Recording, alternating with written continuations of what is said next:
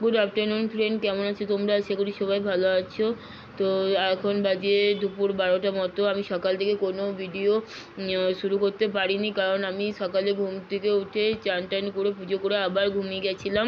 তো এখন উঠেছি 12টার সময় ঘুম থেকে, দেখলাম ও রান্নাবান্না করছি। ও যখন ভাত ডালটা বসিয়েছি তখনই আমি উঠে গেছিলাম।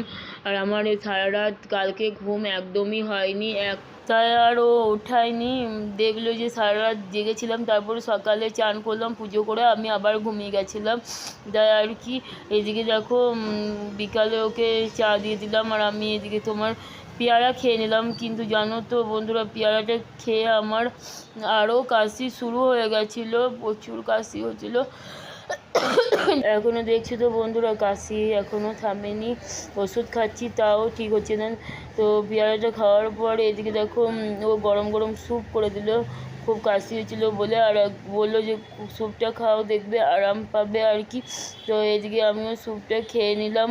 আর এখন যাব তোমার সন্ধ্যে টন্ডে দিলাম, আর এদিকে সন্ধ্যে টন্ডে দিয়ে মিঠুকে একটু আদর করে দিলাম। আর ও একটু বেগুনি নিয়ে এসেছিলো, তো সন্ধ্যেবেলায় বেগুনি আর মুড়ি খেয়ে নিলাম।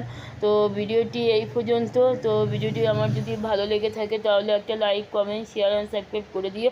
সবাই ভালো